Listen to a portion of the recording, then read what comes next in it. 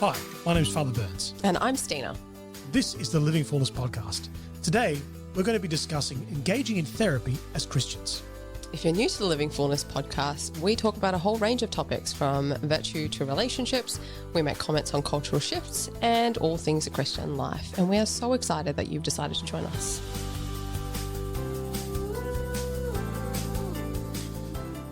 Last episode of the season. Yes. Yeah. Here we go. All right. Engaging in therapy. And what a good topic. It's a good topic. Yeah. I'm intrigued. Yeah. Intrigued. Yeah, okay. Yeah. Well, let's start with why might someone need therapy?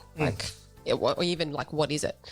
So the whole idea of therapy, the whole point of therapy really is to be able to go to someone who is just outside of your, immediate circle. So they don't necessarily have a bias. They're not necessarily impacted by the same things that you're going through. Someone who can hold a kind of space for you without bringing their own things in. Yeah. Where you can bring up any issues that might be reoccurring in your life, whether that be some problematic behaviors that you have or problematic behaviors that others are exhibiting and you're kind of having to be in relationship with them, whatever relationship that may be, whether that's work or friendship or romantic or, whatever it might be.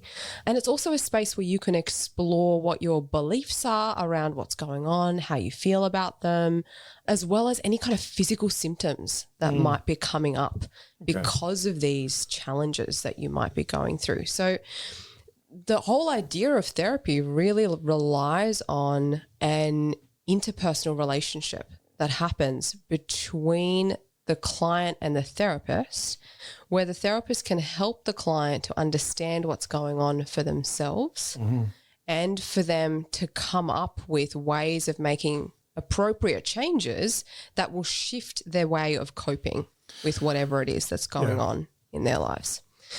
So looking at that then, and then also looking at, what's the difference between what is available out there and then Christian therapy? Yeah. Is there even, what does Christian therapy even mean?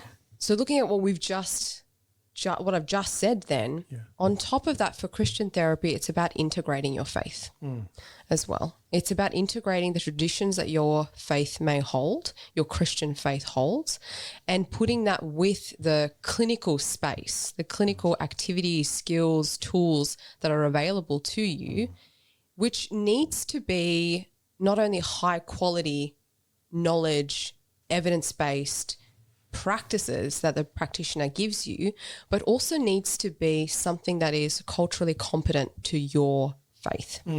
So it can't just be, I'm Christian and therefore I can do Christian therapy. Right. That's not enough. You still need to be able to provide something that's legit, something that's solid in and of itself. Yes. If not, then you have all sorts of ethical questions that come up as well. And it needs to be in a very respectful manner. So, look, I find what you've just said there really interesting because it's sort of, I think one of the attitudes, and we might speak about this a bit later perhaps, but one of the attitudes that I think does sort of come up is, okay, therapist, you're going to fix me. You're going to fix me. Yep. And really what you're talking about, I think involves, because you've spoken about an interpersonal relationship, it actually involves two people. And it essentially involves a conversation in which the therapist is willing to listen, but the client, if you will, has to be willing to talk, to say what's going on, and to honestly say what's going on, but then also to receive from the therapist, okay, so you've told me this, and now let's talk about some ways that we can that we might be able to approach what you're saying. And you tell me if any of these ways are helpful or if we need to adjust or if we need to, is that, am I getting that? Yeah, absolutely. So it's not just about fix me. No, it's not. Yeah. It's a very helpless way to look at therapy because it's like, I am broken. Please put me together. Yeah. It's like Humpty Dumpty syndrome. Yeah, whereas as therapists, what we want to do is go, okay, you have brokenness in you. Yes, we all do. Humanity, brokenness. Okay, let's talk about that brokenness. Identify what parts of you feels more broken right now? Because I'm imagining you haven't gone through your entire life feeling this way. Yeah. Because otherwise you probably would have been in therapy a long time ago. Yeah. So yeah. what's going on right now, right? Identifying what the challenge is right now that's made the situation so much worse. Then identifying, okay, well, where is it that you want to go? Like, what is the outcome that you're looking for? And then what do we need to do in between? Yeah. And some of that, what do we need, will actually come back on the therapist. So some of it will be about the client identifying where they want to get to. And then the therapist coming in and saying, well, here are some ways that we can help you to get to that place. Is that what you're looking for? Yeah. But it's always about the client's choice, which is what, and it's that is what we want, because ultimately, as a good therapist doesn't want to keep their clients forever. A good therapist wants to be able to see their clients progress, get to their goals, and then move on with life. Yeah. Right? Any therapist who's wanting to hold on to clients long-term, something else is going on there. And it's not about the client anymore. So we don't want to do a fix-it on the clients, because that's just going to mean the next time they feel broken, they're going to come back again. Yep. We don't want that. We want them to get back out into the world and know how to do this themselves, for themselves. Yes. Yeah, absolutely. Yeah. Absolutely. Okay, that's a really helpful explanation of therapy. Yeah. Yeah. Going to therapy enables new patterns in our lives, right? It's sort of, if you've got someone who's saying, hey, why don't we try this? This is your goal that you've said. Why don't we try this? It introduces something, a new pattern, which has the capacity to lead us towards that goal, rather than sort of banging our heads up against a brick wall and trying the same thing over and over again, which isn't working. So that's awesome. There's a limit there, which is once we get into once it's clear that there's mental health issues going on, and counseling needs to get involved. That's just not my area. I have no expertise there. Yeah. So I've got to reach out to others who can do that. Yeah.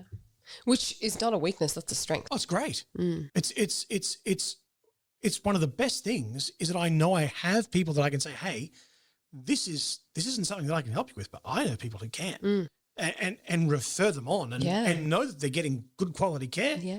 I'm a happy man, So some situations that I've referred people, addictions of any kind, any sort of impulse control issues and sort of, pornography, gambling, alcoholism, all reasons why one might seek out therapy of some kind or another. Yeah. Marriage difficulties, things aren't going well for husband and wife. Father fixes. Sorry, can't. Yeah. In fact, no one can except for God. So here we are. You've got to go and do some work. Here's a counselor who's going to help you do the work. Yeah. And so often what I get in response is, we don't want to see a marriage counselor. We want to see you, Father, because you're a priest. I'm like, what do I know about being married? Seriously, what do I know about being married? I know nothing about being married. I know nothing about communicating. That's not true exactly, but that's not true. But it's like I'm not an expert in helping people to communicate, right? And I'm not saying you have to be married in order to talk about marriage. That's not true either, because I prepare people for marriage all the time. Exactly. Yeah. Right. But you need someone who can teach you the skills in order to communicate better. Right. That's the honest truth. And I'm not that person. I'm not trained in that. If I were, fine, no worries at all. Yeah, married or unmarried, I'd be very happy to tell you. But, but fact of the matter is, you need someone who's trained in this area to give you the skills you need to communicate as a couple. Yeah. And that's yeah. So and I don't have that. So go and see the people who do. Yeah. And in that same vein too, pre-marriage counselling. Right. Is a space as well. Yeah. Absolutely, you don't have to wait for there to be a difficulty in your marriage to seek out pre-marriage counselling. Absolutely. The other reason I've referred people is anxiety or depression. Yeah. Definitely, there's high levels of anxiety or depression. You know what? I think it's a good opportunity for you to seek out some therapy. And we know the world is rife with anxiety at the moment. We know that's on the rise. It's huge. Processing grief or trauma. Yes. Where there's someone who's gone through some severe experience, and it's like, look, beyond my ability to help you in that. Yeah. So we need to send you to someone who can help you process what's gone on.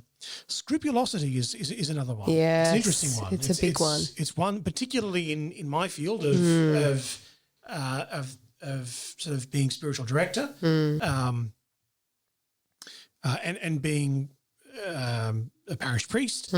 I see it a fair bit, and it's one that it's one where I think spiritual director and counselor sort of need to be kind of on the same page, and giving sound advice about, okay, giving advice to the counselor will give advice about sort of ways to understand one's behavior and thinking, and perhaps tools to try and manage that and to cut off somehow unhelpful thoughts and ideas and to challenge those in a way that's going to be productive. And for the spiritual director to perhaps challenge, okay, talk to me about your idea of God. Speak to me about who is God to you. And to be able to, and from that, I imagine questions will come from both that both would hopefully go, not my field.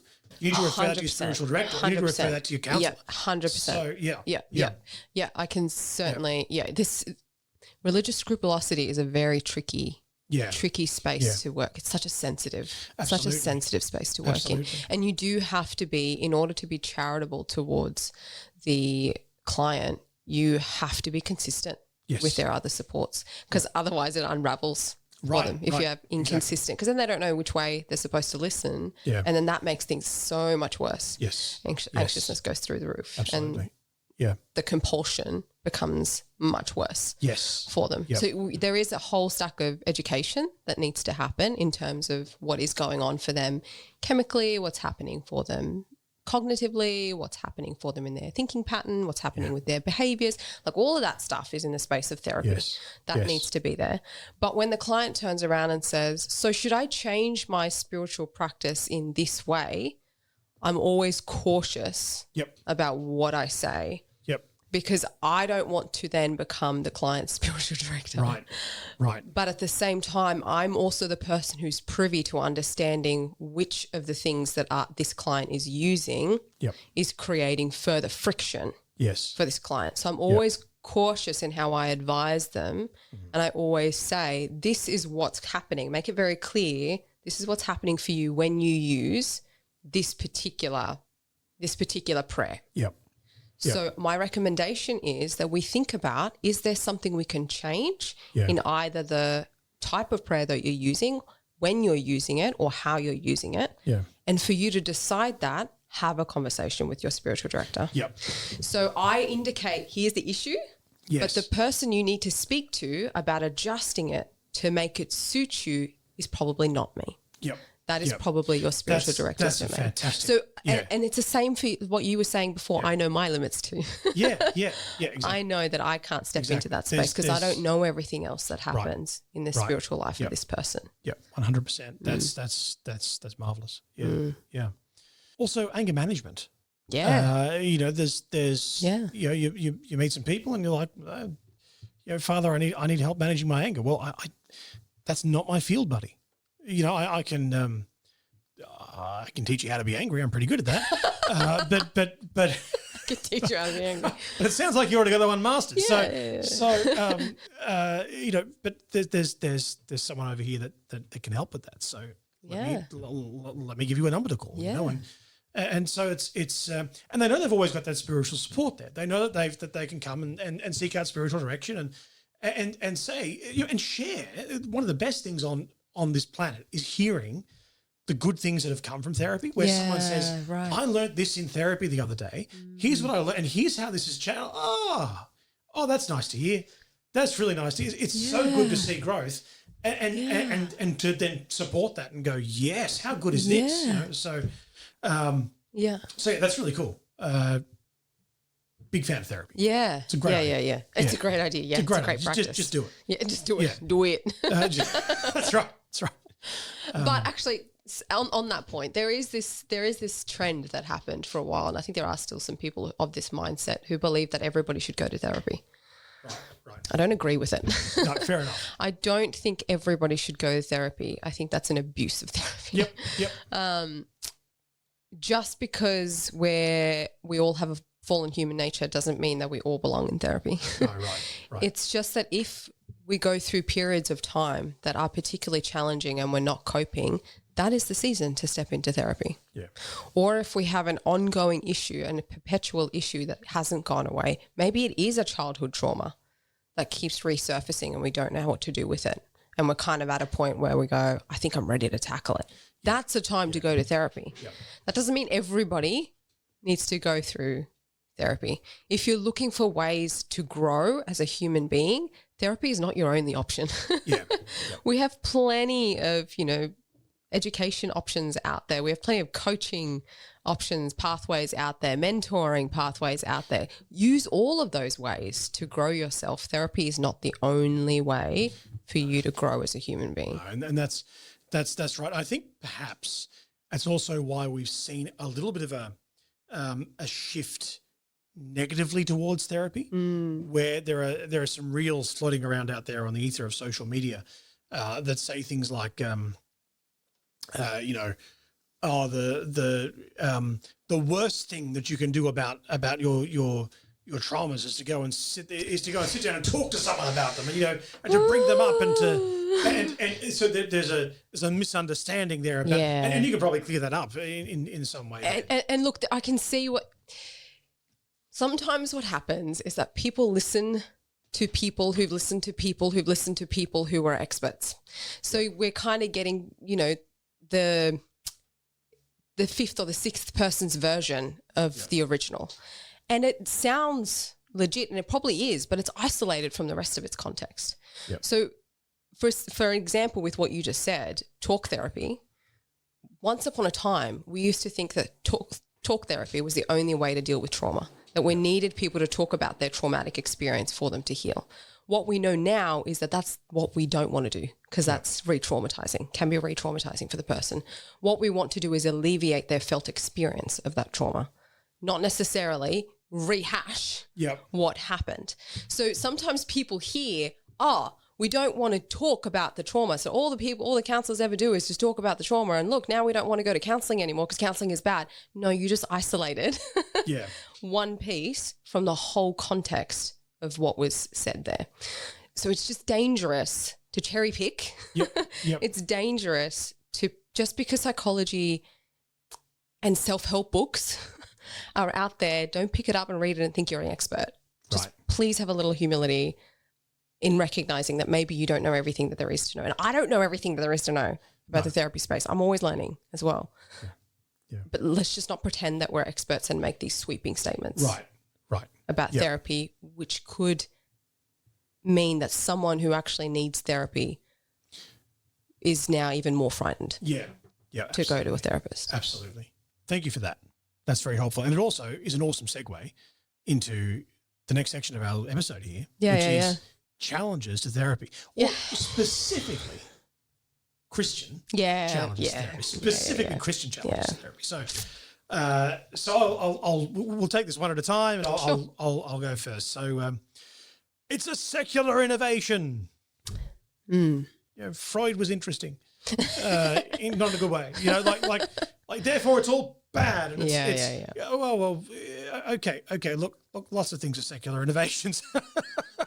And I in fact don't think there's right to just fully call it a secular innovation, because what you're dealing with is the psyche, and the psyche is not secular. Is not a secular innovation at all. That's made by God, right? So I don't think it's right to call it a secular innovation. And yes, Freud was an interesting creature. I don't think he got everything right, but I also don't think he got everything wrong either. And that makes him what we call human. Yes. It's yes, there are certain, particularly in regards to treatments, there are certain innovations which are, you might say, secular, but often they're based on very sound, well-tested, long-tested Christian ideals, which we're like, thanks psychology, we knew that 2,000 years ago. Other times they're tested, they're well-tested, evidence-based approaches to helping people deal with difficult situations, which work. And okay, great. Like why reject a good thing just on the basis that, it's secular? Yeah. No. Yeah. It's a good thing. You know, God has enabled man to think, to reason, and his reason does produce good things. So, Yes. hurrah. Yeah. Yeah. Another one is that don't go to therapy because psychologists don't believe in the existence of the soul. Yeah. That's a broad sweeping statement, isn't it? It is, because it's just lumping all psychologists in the same bucket. Right. Yeah. All therapists are the same, right? Yeah. Just pick and choose the one you want to go to. Right. You don't have to go to one that you don't think has the requirements that are necessary for you. Yeah. You don't have to go to that one, but don't then say, well, there's no one else because they're all the same, because they're not. Yeah, exactly. That's right. Thirdly, my personal favorite, confession will solve everything. All you need is a good old fashioned confession, and the whole thing it'll just clear up. Yeah. Like a topical ointment. Yeah. It'll just clear that infection right up. Yeah. Well, no. No, not at all. Do I think that sin can be the cause of very serious mental afflictions? Yeah, absolutely, I do. 100%. Absolutely. I think sin can definitely have that effect. Yeah. But once that effect is there, confession will deal with the spiritual malady. But then the mental aspect, the mental health aspect, needs treatment from a mental health professional. Yeah.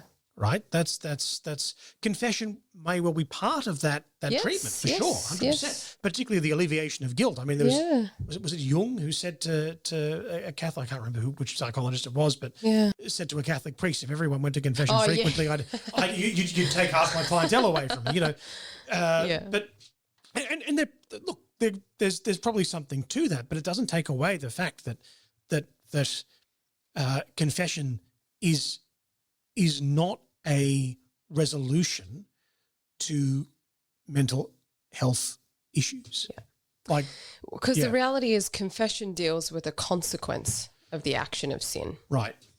It doesn't deal with what led you to sin. Right. You've got to shift something for that to happen. And that doesn't happen in the sacrament of confession. Yep. You may get some advice that will assist with the shifting of that, but the shifting has to happen elsewhere. Otherwise, you're sending yourself back to the confessional again. Absolutely. And that's just by way of example, pornography, right? Yeah. You know, unless there's actually a shifting in thinking and action, you're going to be back in the same space all the time. Yes. Yeah.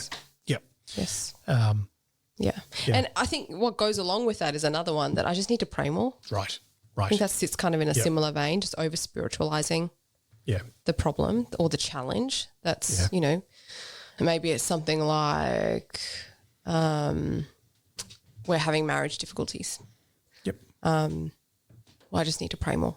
That will make it change. That will stop everything. It'll all go back to being when we had the honeymoon phase of our marriage. Right. If I just pray more. I just need to pray more. Yep. Pray more. Yeah. Do that. Also, maybe seek out someone who can help you with whatever it is that's the challenge within your marriage right now. Absolutely. You know, I need to pray more is true for every one of us all the time. Oh yeah. Yeah. But it doesn't take away the fact that we also need others in our lives. And I think this is an aspect that, like, there's an ecclesial aspect to, so there's a church aspect to our healing. We're not meant to just be healed by virtue of the fact that, I prayed and I went to confession. Right? No. That's not how God willed our healing to take place. You know, what did he do to heal Paul from the scales that were on his eyes? He sent, I forget who it was. His name starts with A, I'm pretty sure. The dude. The man. The legend. What does God do when Saul has his blindness? He sends Ananias to him. He sends someone to him to be the instrument of healing, you know, and I think it's a very similar thing. God doesn't just sort of pour down healing. No, he expects human connection. You know, that's why he's given us the church. He's given us the church that the church might be that means of healing. And so, you know, go and seek out, you know, therapists who will be helpful to you, who have that Christian lens through which they they understand the human person and can be helpful. It's also hearing you talk. There's the community aspect. Yeah. There's also the aspect of I can handle this on my own. There's a bit of humility needed there, right? There's humility needed there, and recognizing we are not self-sufficient beings. We rely on God. Absolutely. It comes back to it's all constantly coming back to the same theme with me: posture of receptivity. Yes. Like it's all about having that posture of receptivity, being able to receive from God, which means, hello, we have therapists. Yep. Receive from those gifts that are in. And even then, as you rightly say, even being open then to therapists who aren't Christian. I know that's a scary thought. I'm about to be crucified for saying that. Like someone's going to hear this and be like, "That's it. He's a heretic." What did he say? Like, I always knew he was a bleeding heart liberal. We're leaving his parish. Please don't. But that's right. But being open even to a therapist who isn't Christian but is willing to work within the context of your Christian beliefs, because God can even work through a therapist who doesn't have that Christian that Christian sort of mindset. So it's possible to see God working even there as well. So being open to the fact of I need help, and okay, ideally I might be looking for a Christian therapist, but if you're in a place like Wagga, that's not necessarily going to be an easy thing to find. You can find it, but it's not necessarily going to be an easy thing to find. Mm-hmm. And if you're in need of help immediately rather than wait list help, then seek out a therapist. Like don't say no to therapy just because this person is not Christian. Yeah. They may well be professional enough to say what matters to you. Yeah. Christian faith matters to you. Tell me the boundaries. Yeah.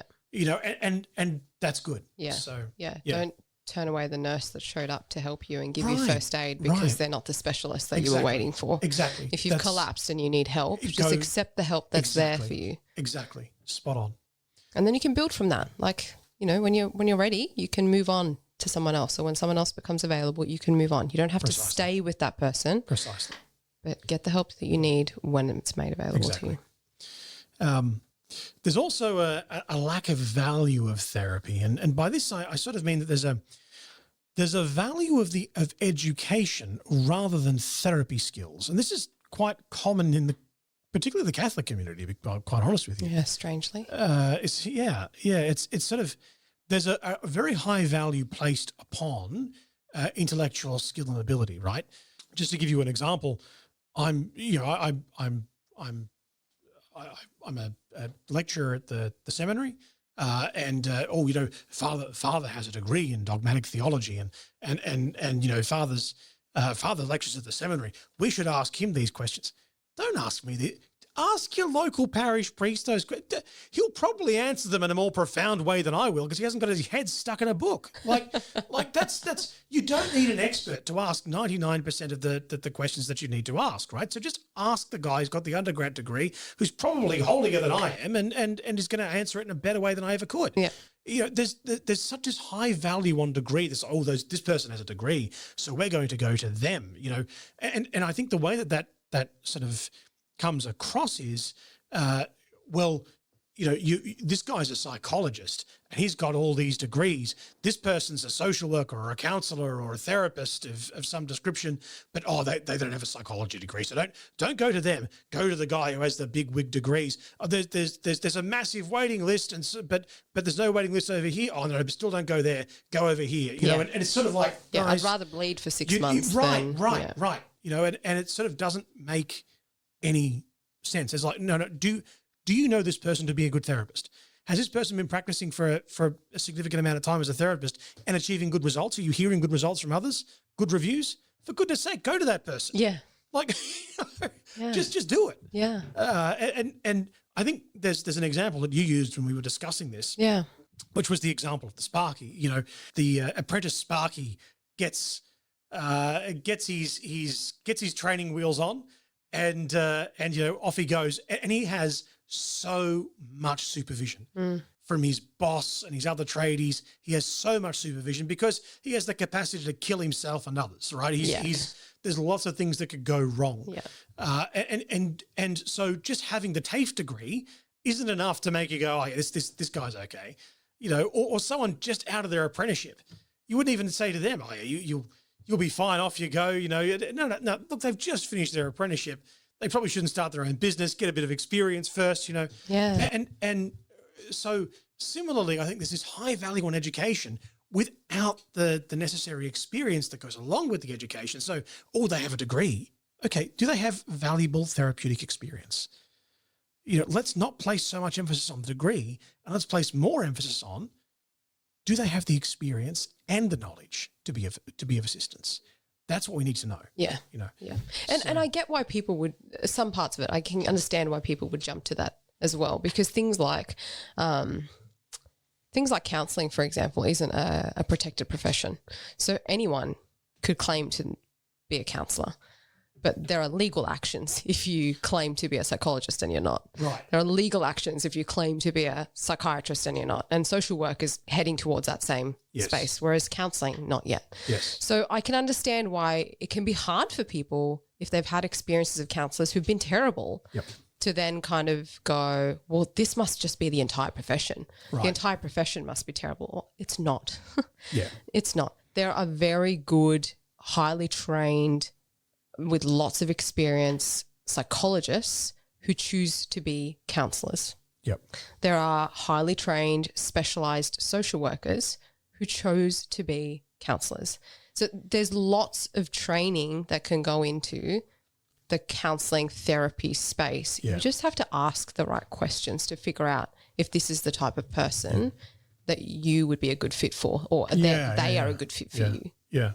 And that's something that you'll get onto in a second is how do we what are actually choose that, right? Yeah. Last couple? Yeah, so I mean, I guess one of them is the too expensive as well. It's too expensive. I can't afford therapy. Yep. There's some merit to that depending on where you go. Yeah.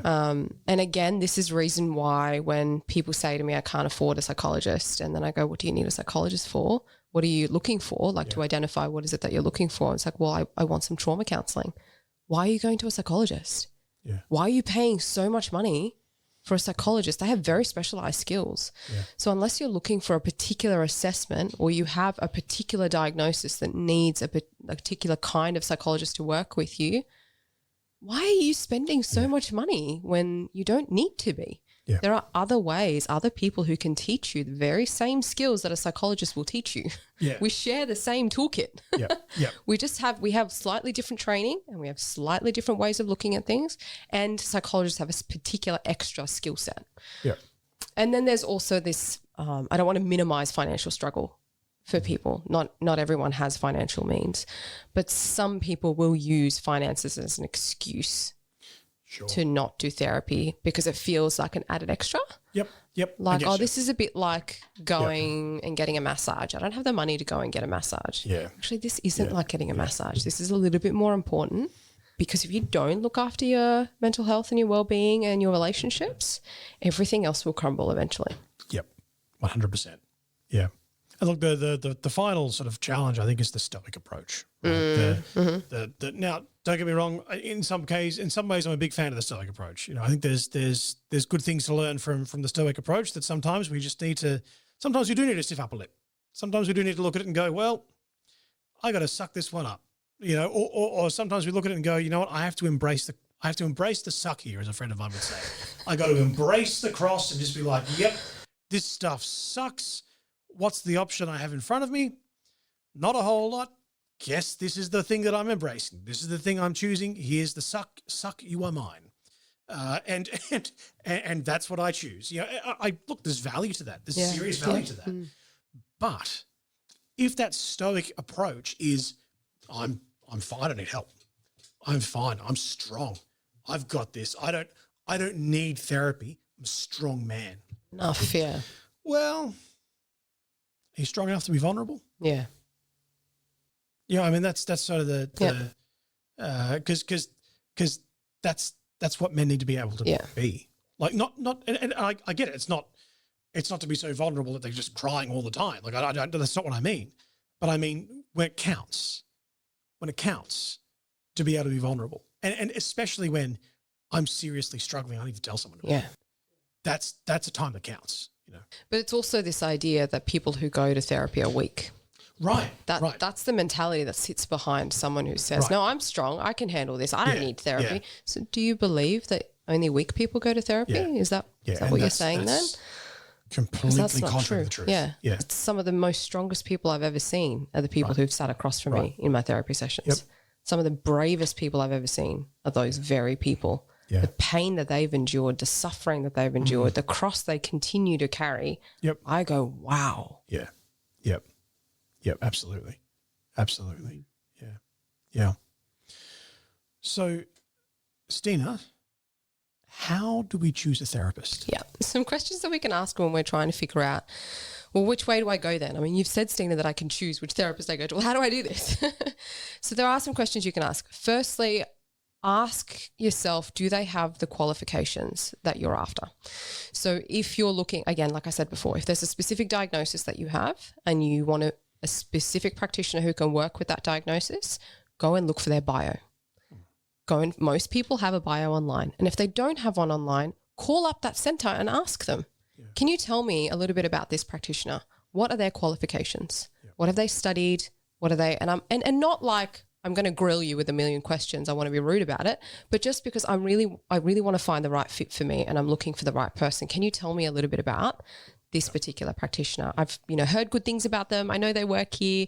I don't want to waste anyone's time, mine or theirs. Can you tell me a little bit about them? Most agencies will be happy to go, of course. Let me tell you a little bit about them, because most practitioners will have offered that to the reception staff or the admin staff anyway. So don't be afraid to ask for what their qualifications are, but don't use it as a judgment tool of the therapist.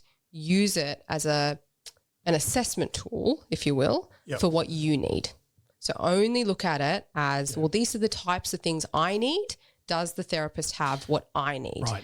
Don't look at it and then go, well, they're a terrible therapist because they don't have what I need. Right. They may be the perfect therapist for your next door neighbor, just not for you. Exactly. So And, don't judge them for that. So it's a bit like if I know that there's specific training when I send people to who've had pornography addiction. Yeah. I go and send them to specific kinds of therapists Yes. who have training in that particular area. area because that's where they've got some specialty. Yeah. And just to be clear, before we were talking about the degrees and we're not sort of backtracking on the point there.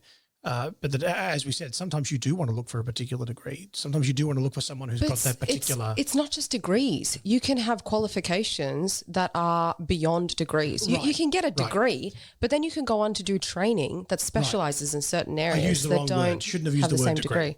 Used the wrong word. Shouldn't have used the word degree. Qualification is the word that I should have used. So they've specialized in some particular thing. Yeah. And you go, yeah, I want to. That's what I'm looking for. That's what I'm actually looking for. Yeah. Yeah. So ask those questions. You are allowed to ask those questions. As therapists, we want you to ask those questions because we want to work with the people that are most suited for us as well. Yeah. That's where the best change is going to happen. So ask those questions. And if you get through like the intake process and you don't get to ask them until you see the therapist, ask them in the first session. Right. Ask. Right. The second is this person aware and knowledgeable of your faith tradition? So if we're talking about Christian therapy here, we want to be able to sit with someone who doesn't necessarily have to practice the same faith as you. That doesn't have to be the case. They don't have to be a Christian, but do they know enough about the Christian faith and about your practice and about your traditions to be able to help you? Because if not, they're going to be sitting there going, I don't know what that means. I don't know what that means. I don't know what that means. I don't know what that means. And you're going to be spending half the session explaining what all those connections are. And maybe that's okay for you. Maybe you're okay with that. Some people won't be, some people will be. So that's something for you to consider. But ideally, you'd want someone who's sitting there who appreciates, even if they themselves don't practice it, who have an understanding and can appreciate without judgment the faith that you hold. The next question to ask yourself, you won't know until you meet them, is to give it a couple of sessions, but really ask yourself, am I gelling with this person?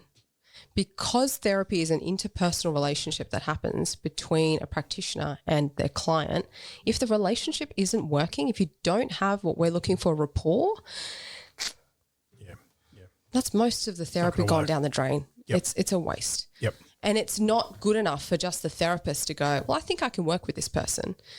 as the client, you also need to be able to say, I think this is the therapist I want to work with. Yes. So it's perfectly okay for you to call up after the first, second, third, however many sessions you want to try and say, I don't think this is working for me. Thanks for your time, but I'm going to look for someone else. Or I don't think this is quite working for me. Can you recommend someone else?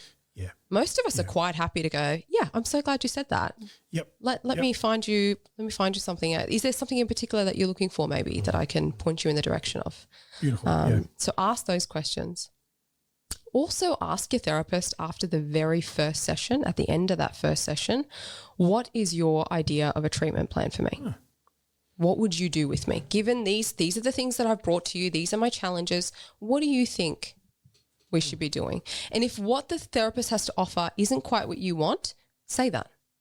Say to them, this isn't quite what I was looking for. I was looking for something more like XYZ. Yep. If your therapist then goes, I'm not sure that's something I can offer you, you know this is not the therapist you want. Nice. You need a different therapist. Yep. Or if the therapist goes, actually, I can work with that. It's not my expertise, but it is something I can work with. Well, then you have a choice to make. Would you like to pursue that, given that this is a therapist who's willing to work with you? Maybe you gel with them, not quite their area of expertise, but they're willing to work with you anyway. Are you happy to proceed? Or would you prefer to have someone who's an expert in this particular space that you've come forward in? Yes. But ask the question, figure out where it is that you need to know that the goal that you want to achieve has a pathway. Yep. And you should be, as a client, should be able to see what that pathway is from very early on. So ask your therapist what they've got in mind. Thank you.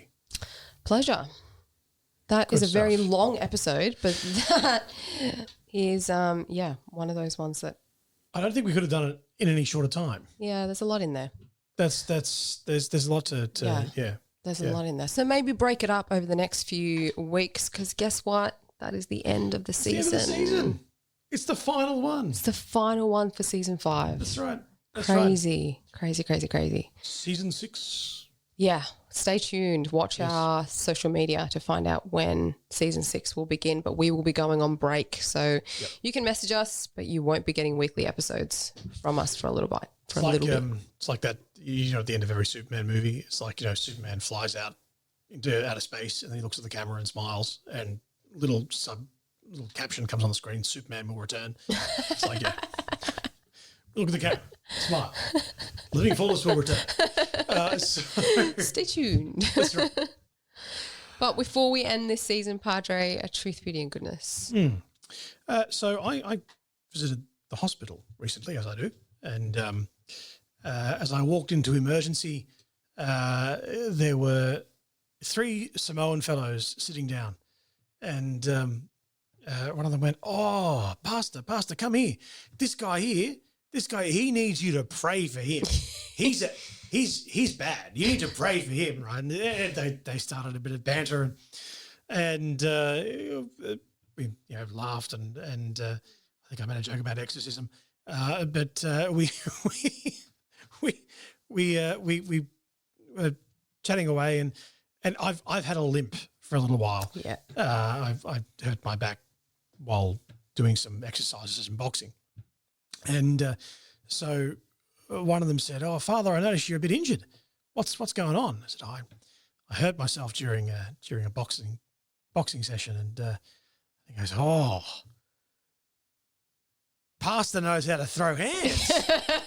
He was really impressed. He was just, but what was particularly notable, one of them was injured. Yeah. And the other 2 were there for him. Yeah. They were there supporting that, and just making him feel a little less scared, a little less, helping him laugh, getting him laughing, getting him, and I think that's just, it's really, really nice. It was just so lovely to see. And so whoever you were, I don't know if you're listening to this at all, but who knows? it was wonderful to see. They might look up the boxing priest. Yeah, that's right. What about yourself? For me, I have just finished Catholic Mindfulness by Dr. Greg Bottaro. It was on my reading list for ages, so I finally got through it. Really very practical, very sound. He's done a fair bit of research. He gives you a bit of an overview of where psychology has been tainted, and then also kind of, in your language, would purify what the Buddhist version of mindfulness might be. And how mindfulness actually isn't Buddhist at all. Mindfulness is just being present in this present moment because God is in the present, which guess what is very Christian. So, sure. So really, really simplifies it. Gives you some solid exercises to be able to practice as well, which has been super helpful. Nice. Yeah. I like it. Yeah. So worth read. Really, All right, very easy to read. I'll have a read of it. Yeah. Do that. It's on my bookshelf. You can borrow it anytime. Rock on. Just bring it back. I'm not good at that last part. No. Most priests aren't, except one. There's only been one. But yeah. Well, thanks for joining me for another season, Padre. Oh, thank you, Sina. It's been great. Yeah, it's been good fun. And thanks everyone who's been listening to us this season. We will take a short break. Will probably be at least a few weeks, so stay tuned to our social media to find out when we return. But know that we are going to be praying for you as we take a break and then as we start curating season 6 as well. So if you've got suggestions of what you want to hear in season 6, now is the time to tell us. Yeah.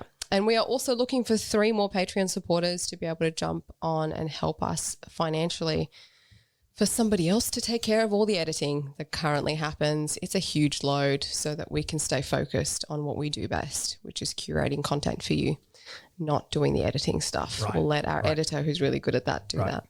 So if there are some people who would be able to help us with that, that would go a long way for season 6. Jump over to the link in the description to help with the Patreon support.